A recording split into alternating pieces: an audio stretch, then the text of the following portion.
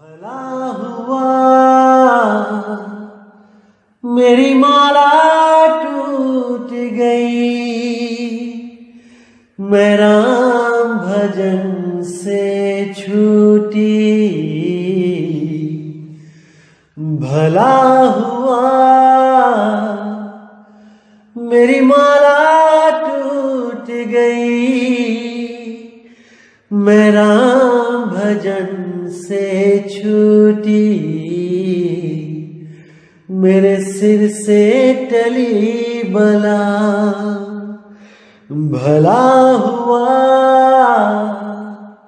मेरी माला टूट गई, मैं राम भजन से छूटी। मैं राम भजन से छूटी। नमस्कार मेरे प्यारे भाइयों, मेरे परमात्मा के प्यारे जीव हंसों।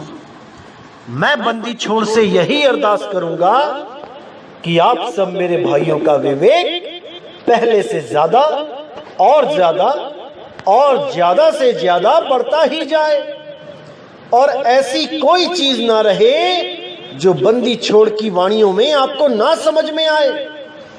एक एक चीज ऐसी क्लियर होती चली जाए कि कोई भरम जाल बचे ही ना। और जितने भी ये आपको भ्रमित करने वाले काल के दूत बैठे हैं, ये सब पूरा जोर लगा के थक जाएं, लेकिन आपको सत्य मार्ग से हिला ना पाए। क्योंकि परमात्मा की दया से आप सबको ये अनमोल ज्ञान प्राप्त हो चुका है, और अगर आपने ये ज्ञान अच्छी तरह समझ लिया है तो मेरे भाई ऐसी कोई चीज नहीं रहनी चाहिए जो आपको 1% भी कंफ्यूज कर दे। क्योंकि जैसे कि मैंने आपको बताया था कि 2020 आते आते इतने YouTube चैनल बन जाएंगे हमारे खिलाफ कि आप सोच भी नहीं सकते। अभी तो शुरुआत है, क्योंकि इन काल के दूतों को पता है कि अगर इस भाई की बात दुनिया ने सुन ली तो ये दुनिया हमेशा हमेशा के लिए मुक्त हो जाएगी। जितने भी परमात्मा के विवेकी हंस हैं, अगर उन्होंने इस ज्ञान को समझ लिया, इस कबीर साहब के मूल ज्ञान को समझ लिया, तो कोई भी उनको भ्रमित नहीं कर पाएगा। इसलिए अभी मूल ज्ञान पूर्ण संपन्न होने से पहले पहले ये लोग आपको भ्रमित करने में लगे हैं, ये भ्रम का बीज डालने में लगे हैं, ताकि आप लोग कैसे भी भ्रमित हो सको। और जैसे ही ये बीज डल गया तो समझ लो कि एक ना एक दिन पेड़ भी बनेगा। तो इसलिए मेरे भाइयों, अगर कोई भी आपके दिमाग में ऐसा भ्रम का बीज डालता है तो इस सत्य ज्ञान के आधार पे उस बीज का नाश कर दो। अगर वो बीज एक बार भी डल गया तो मेरे भाई आप कभी मुक्त नहीं हो पाओगे। क्योंकि ये मूल ज्ञान है, इसको विवेक के द्वारा समझा जाता है, ये किताबी ज्ञान नहीं है। किताबों में, ग्रंथों में तो केवल इशारे हैं इस मूल ज्ञान के। ये मूल ज्ञान किसी ग्रंथ का मोहताज नहीं है, नहीं है, नहीं है। इसीलिए साहिब ने बोला 33 अरब ज्ञान हम भाखा और मूल ज्ञान गुप्त कर राखा। वो तो गुप्त है, केवल उसके इशारे ही मिल सकते हैं ग्रंथों में, और वही इशारे में खोल खोल के आपको समझा रहा हूं। बाकी जितने काल के दूत होंगे ये उन्हीं ग्रंथों में से उठा के आपको नामदान देंगे, आपको मंत्रों की साधना कराएंगे। लेकिन मूल ज्ञान में ऐसा कोई परपंच पाखंड नहीं है। मूल ज्ञान केवल आत्म ज्ञान, परमात्म ज्ञान की तरफ इशारा करता है। भाई इसको अच्छी तरह समझ लो। जो भी मूल ज्ञान को अच्छी तरह समझ लेगा, उसके दिमाग में ऐसी कोई दुविधा नहीं रहेगी कि वो 1% भी भ्रमित हो सके। क्योंकि उस पे मालिक की ऐसी कृपा हो जाएगी कि वो 52 अक्षरों से न्यारा हो जाएगा।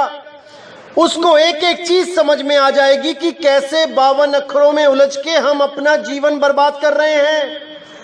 एक एक चीज को वो समझ जाएगा और 52 से सदा सदा के लिए न्यारा हो जाएगा।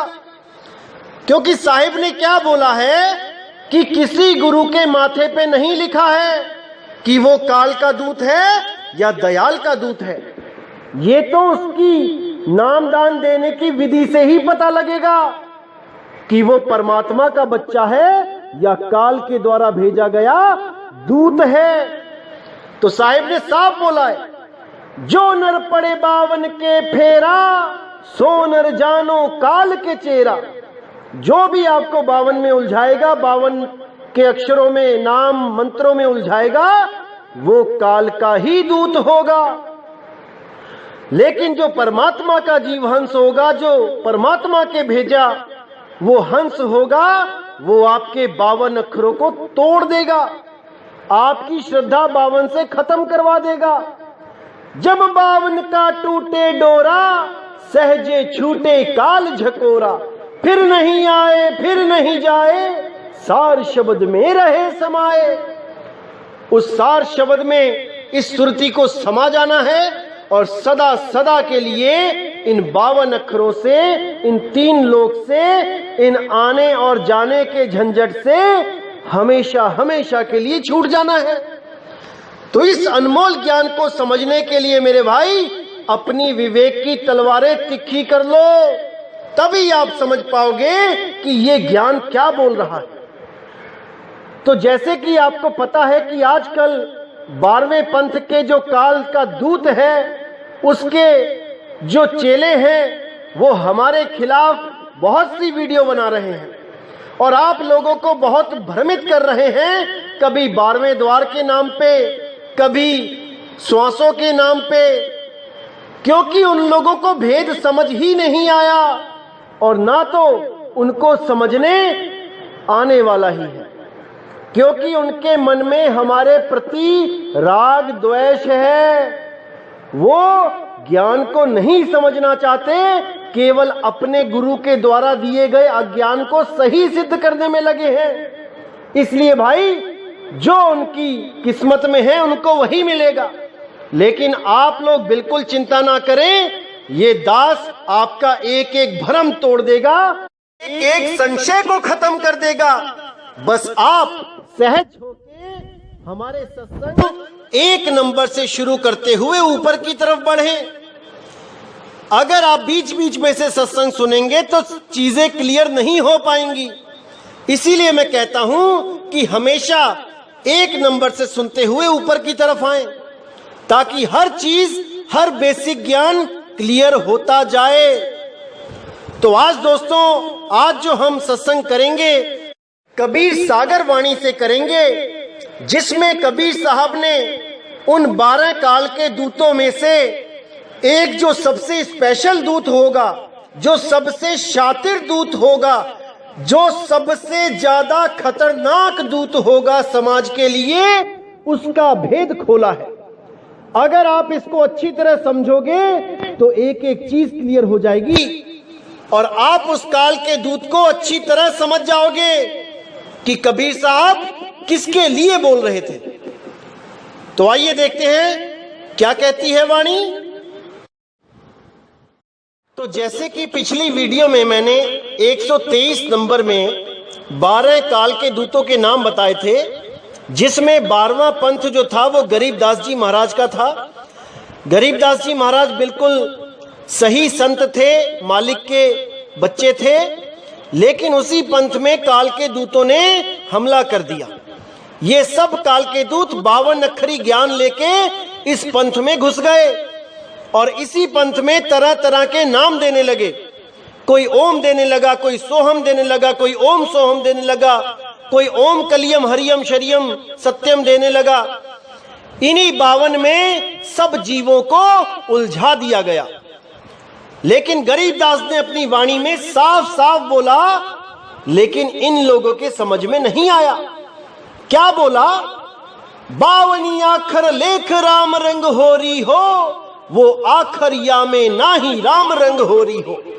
कागज कलम कलेस राम रंग होरी हो, वो रहे शेष का शेष राम रंग होरी हो। गरीबदास जी ने पूरे इशारे किए ग्रंथ में, लेकिन इन कालदूतों के समझ में नहीं आया, क्योंकि ये लोग आप सबको भरमाने के लिए ही आए थे। लेकिन मालिक ने उनकी वाणियों में दो तरह का ज्ञान बोला, जिसकी वजह से आज आप सार और असार को समझ पा रहे हो। गरीबदास जी ने भी बहुत बार बोला कि त्रिकुटी में ध्यान लगाओ, श्वासों पे ध्यान लगाओ, लेकिन केवल इसलिए कि काल के दूत कंफ्यूज हो जाएं। वो इन्हीं 52 अक्षरों को, इन्हीं श्वासों को पकड़ के ज्ञान देने लगे, और जब ये मूल ज्ञान आएगा तब इन सब के ज्ञान को गरीबदास जी की वाणियों के द्वारा ही खंडित कर दिया जाएगा, काट दिया जाएगा, गलत सिद्ध कर दिया जाएगा। और जो परमात्मा के विवेकी हंस होंगे वो उन वाणियों को, उन सार वाणियों को समझ के उस पंथ से किनारा करके आगे बढ़ जाएंगे, और काल के दूत झक मारते रह जाएंगे। इसीलिए गरीबदास जी की वाणी में नरसिंह अवतार को कभी कबीर साहब का अवतार बोला गया, कभी काल का अवतार बोला गया, ताकि ये लोग समझ ही ना पाए कि दोनों में से सत्य क्या है। तो मेरे भाई, आज जो हम वाणी पे विचार करने जा रहे हैं वो कबीर सागर की अनमोल वाणी है। पृष्ठ नंबर 123 पे है अनुराग सागर में, आप इसको देख सकते हैं, जहां पर 12वें पंथ के बारे में बताने के बाद 12वें पंथ के स्पेशल कालदूत का जिक्र किया है कि एक ऐसा कालदूत भी आएगा जिसके बारे में आज मैं बताने जा रहा हूं। तो ध्यान से सुनिए। अब कहूं द्वादश पंथ प्रकाशा, दूत हंस मुनि करे तमाशा। वचन वंश घर सेवक होई, प्रथम करे सेवा बहुतोई। पाछे अपनो मत प्रगटावे, बहुतक जीव फंद फसावे। अंश वंश का करे विरोधा, कछु अमान कुछ मान प्रबोधा। अब यहां पर वाणी साफ कहती है कि द्वादश पंथ में एक दूत आएगा जो हंस मुनि काल का दूत होगा। वो बनके तो हंस ही आएगा, लेकिन काम मुनियों वाले करेगा। जो ऋषि मुनि करते आए हैं, उस साकार ब्रह्म को परमात्मा घोषित करते आए हैं, साकार की पूजा करते आए हैं, वही काम करेगा। वचन वंश घर सेवक होई, प्रथम करे सेवा बहुतोई। ये अपने पंथ में खूब सेवा करेगा, खूब पाठ करेगा, गुरुओं की सेवा करेगा और उनका दिल जीतेगा। लेकिन आगे क्या करेगा? पाछे अपनो मत प्रगटावे, बहुतक जीव फंद फसावे। ये गरीबदास जी के पंथ में आके वहां से अलग हो जाएगा।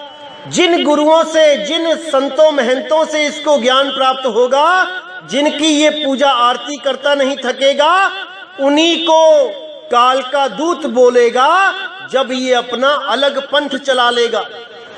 उन्हीं को भ्रमित कहेगा कि ये सब भ्रमित हैं और मेरे गुरु ने केवल मुझे नामदान का अधिकार दिया है, बाकी सब काल के दूत हैं। अंश वंश का करे विरोधा, कछु अमान कुछ मान प्रबोधा। यानी सबका विरोध करेगा, अंश वंश सबका विरोध करेगा, सारे भक्त समाज का, सब संतों का विरोध करेगा, चाहे वो अंश हो चाहे वो वंश हो। और कुछ अमान कुछ मान प्रबोधा, मतलब कभी तो ये कहेगा परमात्मा असीम है, अबोल है, अडोल है। इसी के ग्रंथ में आप देख सकते हो कि अडोल अबोल भी लिखा है। और फिर दोबारा ये उस परमात्मा को मानेगा जो आता है और जाता है। एक नर रूप में परमात्मा को घोषित करेगा, आदमी के रूप में परमात्मा को घोषित करेगा। यही काल का दूत इसकी शातिर चाल होगी और बहुत लाखों के हिसाब से जीव इसके चंगुल में फंस जाएंगे।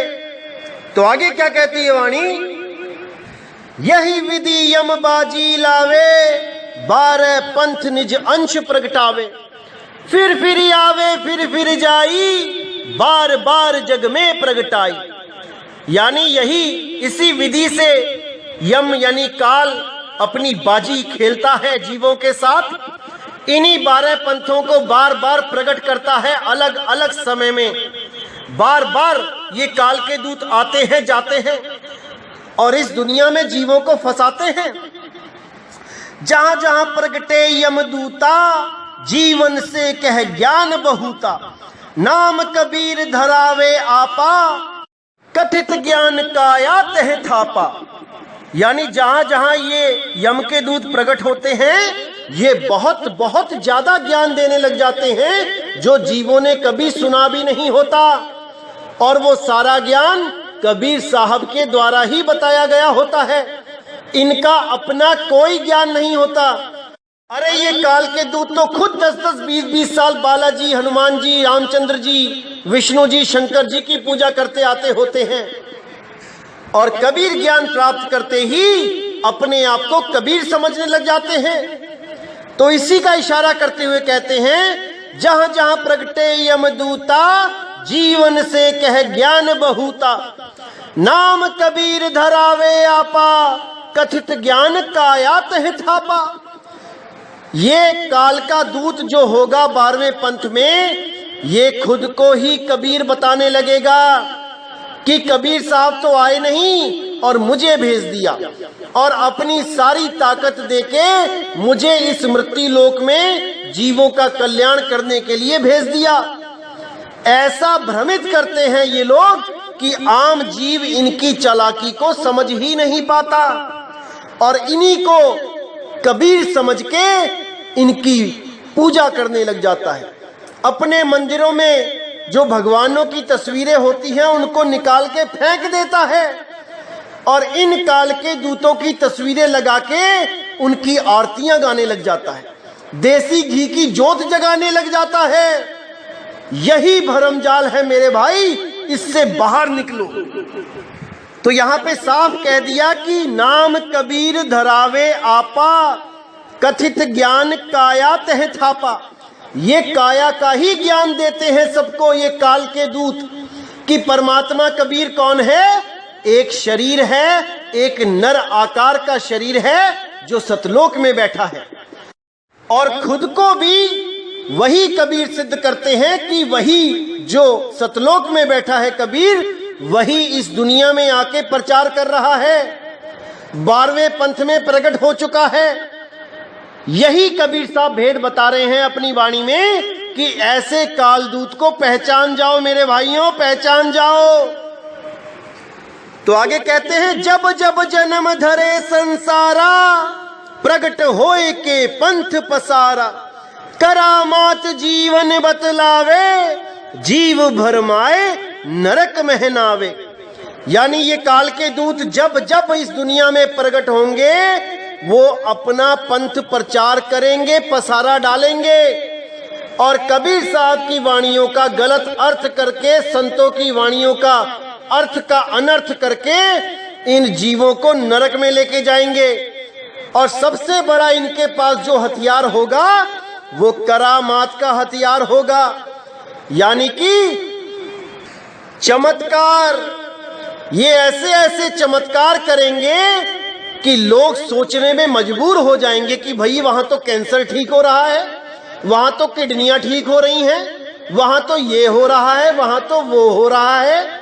शायद परमात्मा की शक्ति है इसीलिए तो हो रहा है।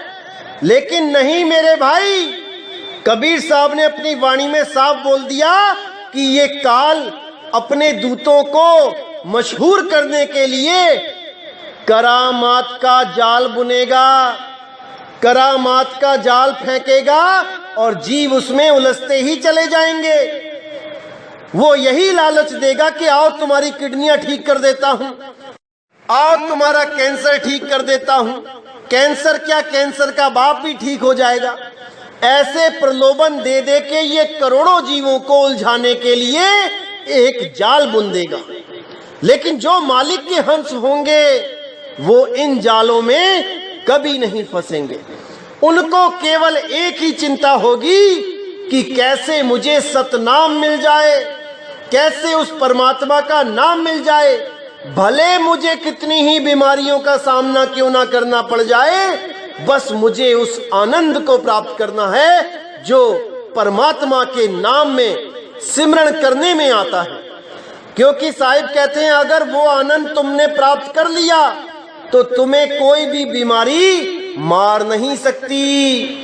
अरे जिस मरने से जग डरे मेरे मन आनंद, मरने पर ही पाइए पूर्ण परमानंद।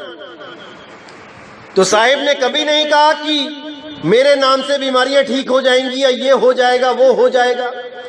वो कहते हैं जो सतनाम हृदय धरया भयो पाप का नाश। यानी जो तुम लोग पाप करते थे, चोरी करते थे, ठगी करते थे, जीव हत्या करते थे, जैसे ही गुरु धारण किया वो सारे पाप आपके मन से उतर गए। अब आप एक भी पाप नहीं कर पाओगे और गुरु के नाम के द्वारा, सिमरण के द्वारा जो पाप किए हैं उनको धीरे धीरे धीरे समाप्त करते जाओगे। इसी तरह बोला गया है, साहिब ने साफ बोला, नाम जपत कोड़ी भला चुई चुई गिरता चाम, वो कंचन देह किस काम की जिस मुख ना ही राम। अगर साहिब ने उस कोड़ को ठीक ही करना होता तो कभी ये ना कहते कि नाम जपत कोड़ी भला, कभी ना कहते। लेकिन साहिब कहते हैं कि निराश भी मत होवो, परमात्मा का सिमरण करो, परमात्मा आपके कर्म काटेगा। धीरे धीरे रे मना धीरे सब कुछ होए, माली सींचे 100 घड़ा ऋतु आए फल होए। कोई बीमारी लग गई है, कोई बात नहीं, अरदास करो, मालिक का नाम भी सिमरण करो, अरदास भी करो कि मालिक ये बीमारी मेरा ध्यान भंग ना कर पाए। आप में जो मेरा ध्यान लगा है इस बीमारी की वजह से वो ना टूटे। तो परमात्मा दया भी करते हैं, ऐसी कोई बात नहीं है। लेकिन परमात्मा के सच्चे ज्ञान में कभी ये नहीं बोला जाता कि आ जाओ किडनियां ठीक कर देता हूं, आ जाओ कैंसर ठीक कर देता हूं, कदापि नहीं, कदापि नहीं। तो इस 12वें पंथ के जो काल का दूत है इसका खुलासा कर देते हैं आपको, क्योंकि कुछ मेरे भाई समझ नहीं पाए होंगे कि 12वें पंथ में ये कौन सा काल का दूत है। आपको मैं बता देता हूं कि 12वें पंथ में, गरीबदास जी के पंथ में 2 गद्दियां चल रही हैं।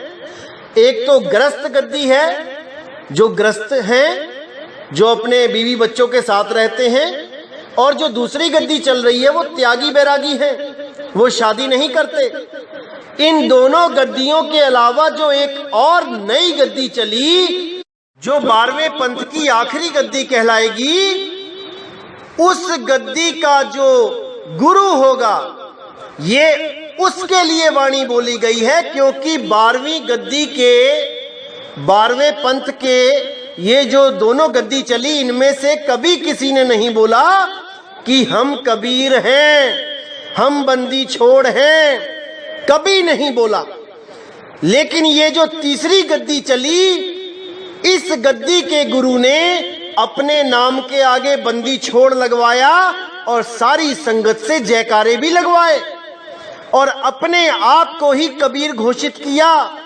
यहां तक कि अगर इससे कोई, इनका भगत इनसे मिलने जाता था तो गुरुजी नहीं कहता था, परमात्मा बोलता था कि परमात्मा मैं आपके पास आया हूं, परमात्मा मुझ पे दया करो।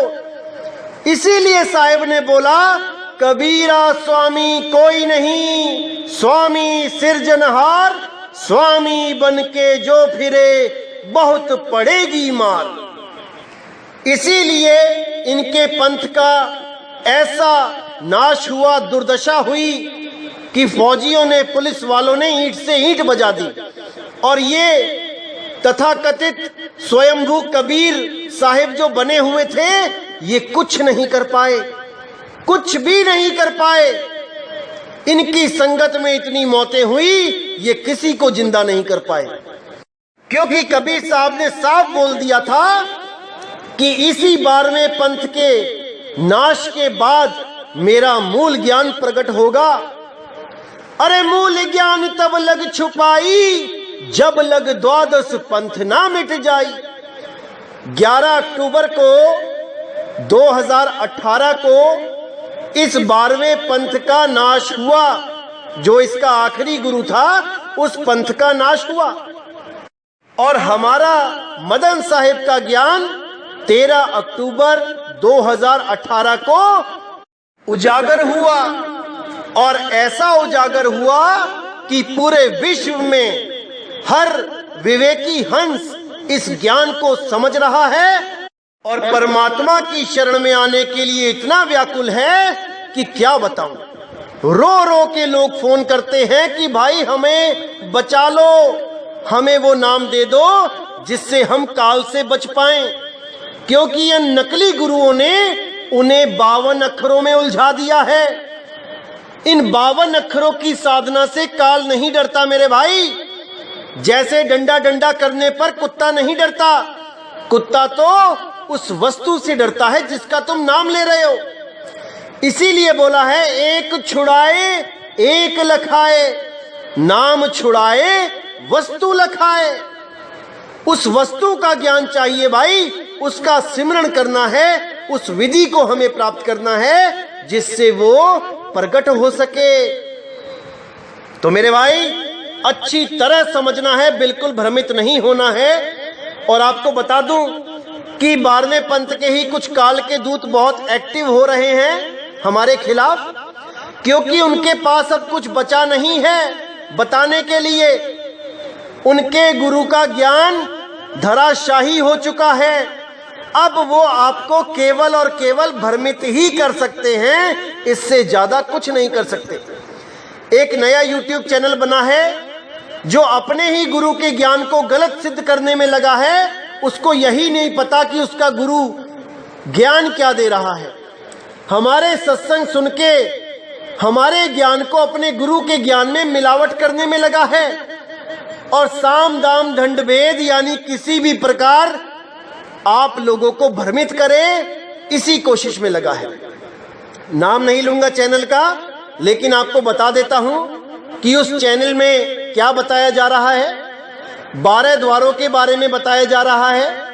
9 द्वार तो कहता है इस शरीर में सामने दिख रहे हैं, और 10वां द्वार कहता है जहां से मैंने एक फोटो बना के भेजी थी कि प्राणों के द्वारा योगी ब्रह्मरंध्र को तोड़ के ऊपर निकल जाता है, उसको ये 10वां द्वार बता रहा है। और कह रहा है कि हमारे गुरु ने भी यही बताया कि वो 10वां द्वार ब्रह्मरंध्र होता है। अब इस क्या बोलूं मैं इस भाई को, मैं केवल एक फोटो शेयर कर सकता हूं सबके सामने कि भाई अपने गुरु का ज्ञान अच्छी तरह समझ लो। तुम्हें तो अपने गुरु का ज्ञान ही नहीं पता मेरे गुरु ने बताया क्या है, और तुम दूसरों को भ्रमित करने चले हो। शर्म करो शर्म। इस पाप का तुम्हें फल जरूर मिलेगा अगर तुम अपने गुरु के सिद्धांत से हटके कुछ भी बताते हो, कुछ भी समझाते हो।